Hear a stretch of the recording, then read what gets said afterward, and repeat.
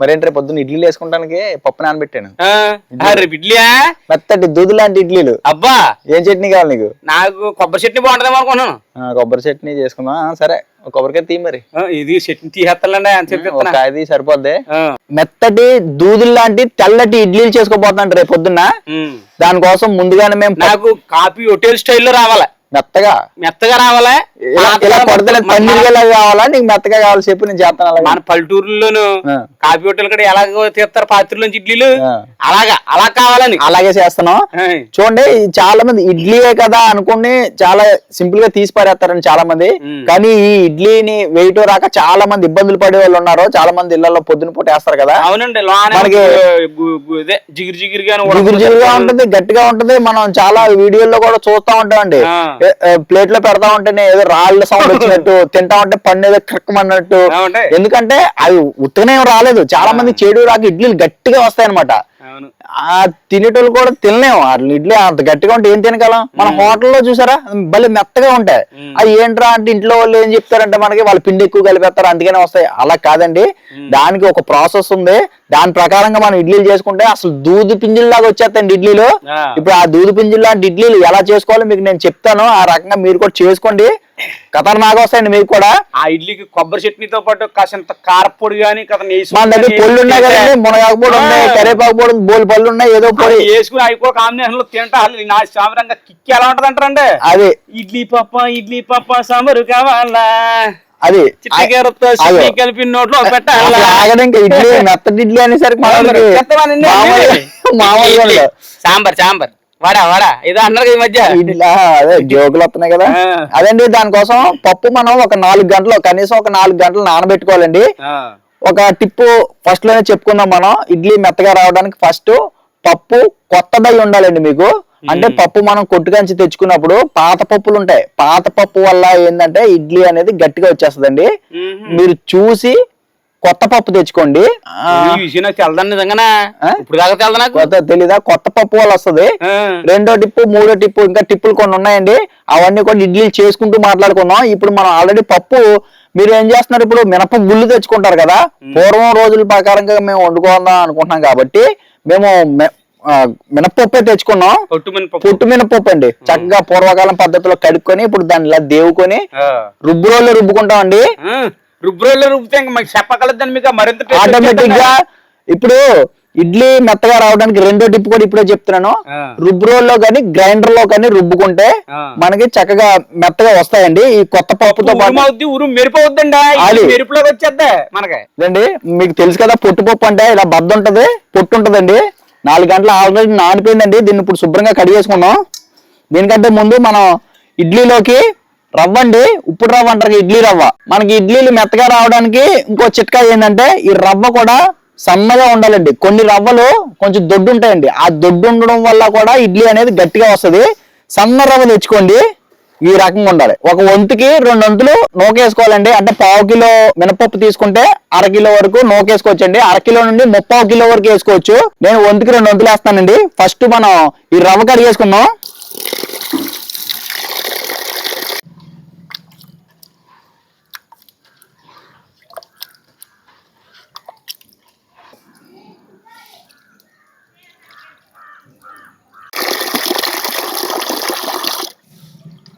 ఈ రవ్వ ఇలా 2-3 సార్లు శుభ్రంగా కడిగేసుకున్నాం కదండి. దీంట్లో నీళ్లు పోసేసి పక్కన పెట్టుకోవాలి. కనీసం 1 గంట సేపు ఈ రవ్వను కూడా మనం నానబెట్టాలండి. నీళ్లు పోసాను కదా.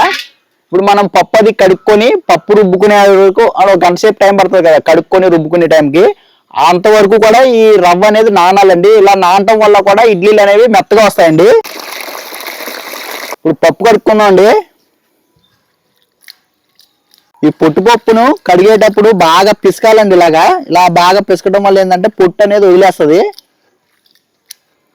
బాగా పిసికితే చూసారా, పొట్టు అంతా ఇలా సైడ్కి వచ్చింది కదా.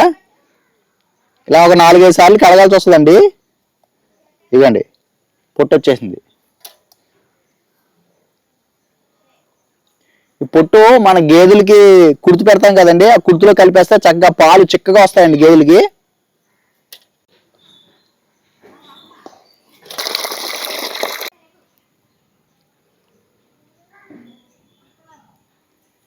ఇవన్నీ అలా గుండ్రంగా తిప్పి తీస్తే కూడా వస్తుంది, మధ్యలోకి వస్తుంది మంచిగా పప్పు పుట్టు అంతన. అదండి ఇలా అనేసి దేవేయాలి, తేలిగ్గా ఉండి ఇలా మధ్యలోకి వచ్చేస్తుందండి ఇది.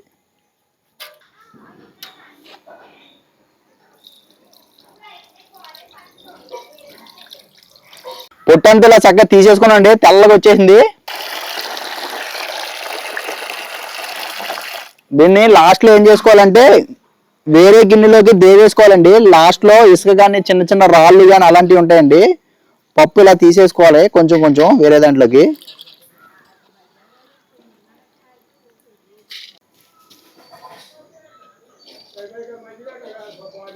లాస్ట్లో కొంచెం అందులో ఏమన్నా చిన్న చిన్న ఇసుక లాంటిది ఏమన్నా ఉంటాయి కనుక వదిలేసుకోవచ్చు అనమాట.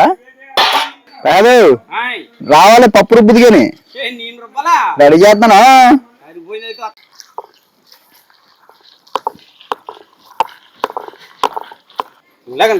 తేల్చి రుబ్బాలి, ఓకేనా? గొంతులో ఉండకూడదు అసలు పప్పు, ఎప్పుడును పైన ఉండాలి. కొంచెం కొంచెం తోసుకుంటూ తేల్చి రుబ్బు. ఇది ఎలా రుబ్బాలి? ఇలా రుబ్బాలి. మరి అది అది ఇలా రుబ్బాలి. ఆ కుండలోది ఇలాగే రుబ్బాలి మొత్తం. అంటే ఎలా రుబ్బాలో చెప్పాను కదా, ప్రాసెస్ టైం పడుతుంది కదా, కొంచెం టైం పడుతుంది కదా. నా చెయ్యి ఒక్కటే ఈ పక్కన కండ వచ్చేద్ది, మరి ఇక్కడ కూడా రావాలి కదా, అందుకోసం రుబ్బా. సరే అండి, కండ్ల కోసమా ఇంతకనే కండ త్యాగి.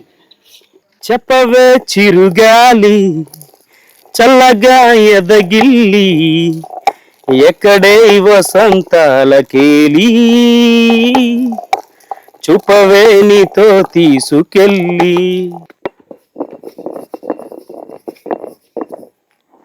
ఇగో చూసారు కదండి, పప్పు మెత్తగా నలిగిపోయిందండి.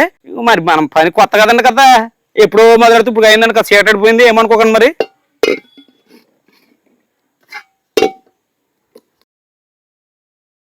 అండి చక్కగా మెత్తగా రుబ్బేసాడండి ప్రసాద్. ఇప్పుడు మనం ముందుగానే నానబెట్టుకున్న ఈ నూక ఉంది కదండి, గట్టిగా పిండేసుకోవాలండి, నీళ్లు లేకుండా గట్టిగా పిండేసుకొని నూకని ఈ పిండిలో కలిపేసుకోవాలి. ఇవన్నీ ఇంత గట్టిగా పిండేసి ఇలా వేసేసుకోవాలి ముద్ద. దీంట్లో ఈ రవ్వలో నీళ్లు మళ్ళీ నీళ్లు ఉన్నాయనుకోండి పలచగా అయిపోయి ఇడ్లీలు సరిగ్గా రావండి. అందుకోసం మంచిగా ఇలా గట్టిగా పిండేసుకోవాలన్నమాట. ఆల్రెడీ మనం ఇడ్లీ పిండి రుబ్బేటప్పుడు అందులో నీళ్లు వేసి కొంచెం రుబ్బుతూ ఉంటాం కదండి, మళ్ళీ ఇందులో కూడా నీళ్లు కొంచెం ఉండిపోయినాయి అనుకోండి పలచగా అయిపోద్ది అనమాట. శుభ్రంగా వేసేసుకున్నాం కదండి, ఇదంతా కూడా మంచిగా కలిపేసుకుందాం అండి. ఇప్పుడు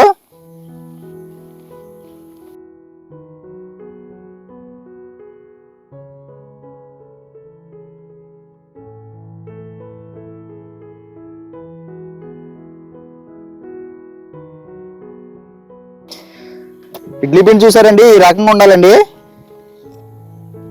రాత్రి అంతా కూడా దీన్ని ఇలా ఉంచేస్తే ఇప్పుడు పొద్దున్నకి చక్కగా ఇడ్లీలు వేసుకోవచ్చు.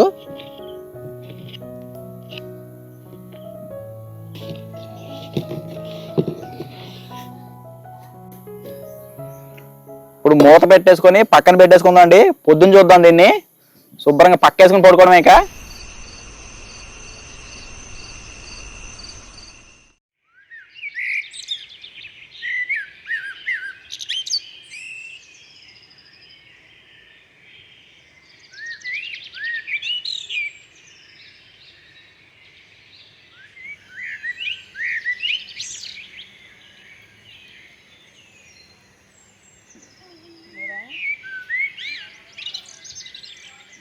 అందరికీ శుభోదయం అండి. తెల్లారింది, ఇప్పుడు మనం ఇడ్లీలు వేసుకోబోతున్నాం. మనం రాత్రి రుబ్బుకొని నూక కలుపుకొని పక్కన పెట్టుకున్నాం కదా, చక్కగా చూసారా ఎలా పొంగిందో. ఇది పులిసి చక్కగా పొంగుద్దండి. నేను చూసారండి, పిండిలాగా పులసాలి, బుడగలు బుడగల కింద కనపడుతుంది చూసారా. ఇలా ఉంటే ఇప్పుడు గుల్లగా చక్కగా ఇడ్లీలు భలే వస్తాయండి. ఇప్పుడు దీన్ని ఒకసారి కలిపేసుకుందాం మంచిగా. రుచికి సరిపడా ఉప్పు కలుపుకోవాలండి దీంట్లో.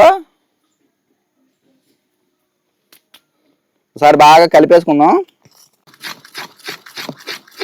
ఇవ్వండి మా ఇడ్లీ పాత్ర చూసారా, 60 ఇడ్లీలు దిగుతాయండి పాత్రలో. ప్రస్తుతానికి మనకి ఎన్ని అయితే అన్ని వేసుకుందాం. 4 రేకులు ఉన్నాయన్నమాట.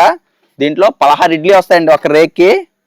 మనం పాతకాలం పద్ధతిలో చేసుకుంటున్నాం కదండి. తెల్లటి ఒక గుడ్డ తీసుకున్నాం, దీన్ని శుభ్రంగా తడిపేసి పిండేసుకున్నానండి. గుడ్డ పరుచుకోవాలండి ఇలాగా. గుడ్డ మీద మళ్ళీ కొంచెం నీళ్ళు చల్లుకోవాలి. ఇప్పుడు మనం ఇడ్లీలు వేసేసుకుందాం అండి ఒక్కొక్కటిగా.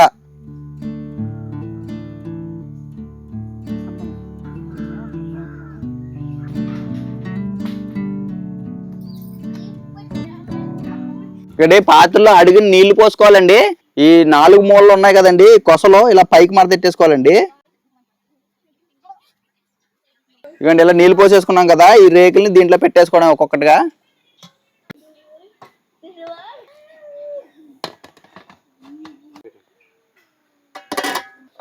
ఇడ్లీ పాత్ర రెడీ అయిపోయిందండి.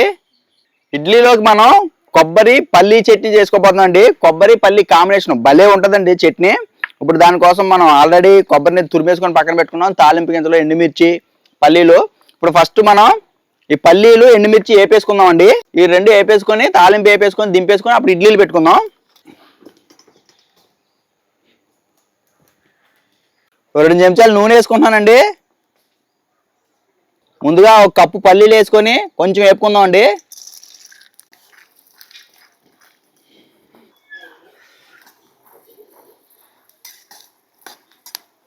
పల్లీలు కొంచెం వేగిన తర్వాత ఒక 10 పచ్చిమిరపకాయలు వేసుకొని ఇవి కూడా వేపుకోవాలండి.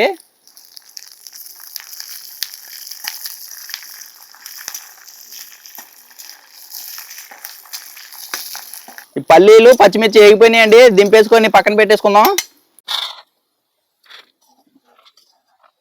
తాలింపు కోసం 1 చెంచా జీలకర్ర, 1 చెంచా ఆవాలు, 1 చెంచా పచ్చెనగపప్పు, 1 చెంచా పొట్టు మినపప్పు అండి.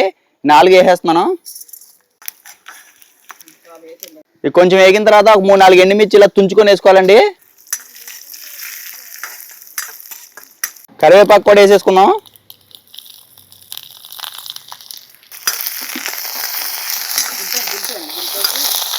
తాలింపు రెడీ అయిపోయిందండి.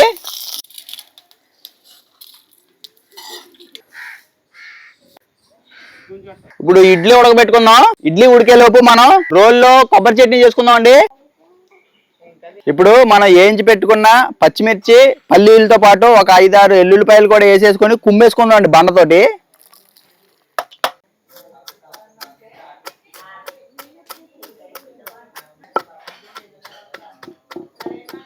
దీంట్లోనే ఒక కొంచెం తాలింపు కూడా వేసి దంచేసుకుంటే మనకి రుచి భలే ఉంటుందండి. కొంచెం ఉంచుకొని పైన కలుపుకోవాలి, కొంచెం మాత్రం ఇందులో దంచుకోవాలండి. దీంట్లోనే రుచికి సరిపడి ఉప్పు వేసేసుకుంటున్నాను. చిన్న గోలిక్కాయ అంత చింతపండు అండి నానబెట్టుకొని దీంట్లో వేసుకొని దంచుకుంటే పులుపు వల్ల చట్నీ భలే రుచి ఉంటుందండి. సరే కూడా దంచేసుకుందాం.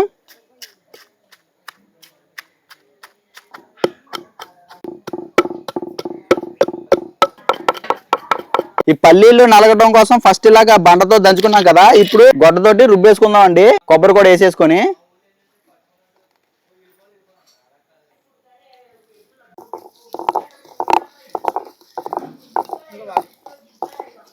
ఇప్పుడు దీంట్లోనే కొబ్బరి కూడా వేసేసుకొని మంచిగా రుబ్బేసుకుందాం అండి.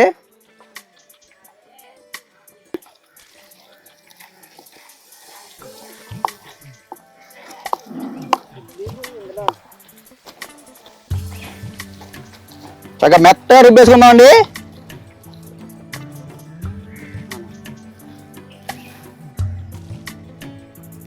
మనకి కొబ్బరి పల్లి చట్నీ రెడీ అయిపోయిందండి. తీసేసుకుందాం ఇక.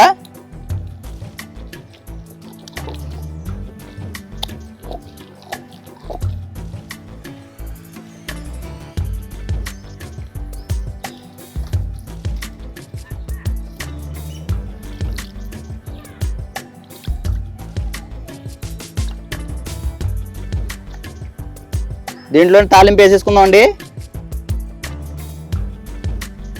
ఒక 10 నిమిషాలకి ఇడ్లీ ఉడికిపోద్దండి. మనం ఇడ్లీ ఒకసారి చూద్దాం. ఆవిరి అప్ప ఇడ్లీ వాసన భలే వస్తుందండి. చూసారా ఇడ్లీ ఉడికిపోయింది. దింపేసుకుందాం. జై శ్రీరామ్. ఇడ్లీల మీద ఇలా నీళ్లు చల్లుకోవాలండి ఫస్ట్. చక్కగా ఈ ఇడ్లీలు దాంట్లోకి ఇలా తిరబెట్టేసుకుందాం అండి. అరిటాకుల మీద వేసుకుంటున్నాను నేను.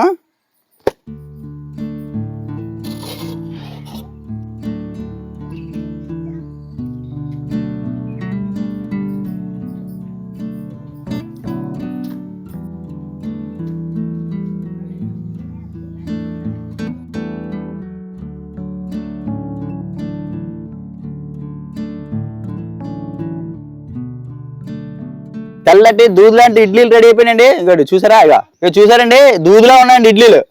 ఇక చక్కగా కొబ్బరి పల్లి చట్నీ పెట్టుకొని మనం ఇంకా కొన్ని కారపళ్ళు ఉన్నాయి అన్ని వేసుకొని తిందామండి ఇప్పుడు ఇడ్లీలు. ఇడ్లీలు రెడీ అండి. చక్కగా చట్నీ, దాంతో పాటు మునగా కారపొడి, దాంట్లో నెయ్యి తింటమేగా.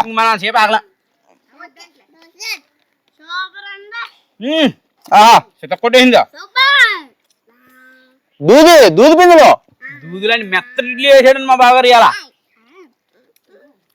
దానికి కొబ్బరి చట్నీ మాటల్లో చెప్పగలమన్న దాన్ని ఎంత రుచి ఉంటుందని. కొబ్బరి చట్నీ అరిచాకు అందులో ప్రాతేసి దాని మీద తీసి అన్ని చేసేటండి. ఆవిరది మంచి బలి వచ్చి ఫ్లేవర్ ఎరగొట్టేసిందండి.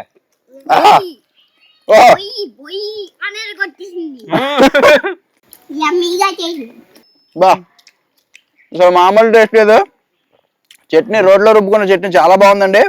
ఇడ్లీలు అయితే మెత్తగా దూది పిండిలా ఉన్నాయన్నమాట. ఈ మాదిరిగా ఉన్న ఇడ్లీ వాయి ఏంటండి బాబా, వాయిన్నర 2 వాయిలు కొట్టొచ్చండి.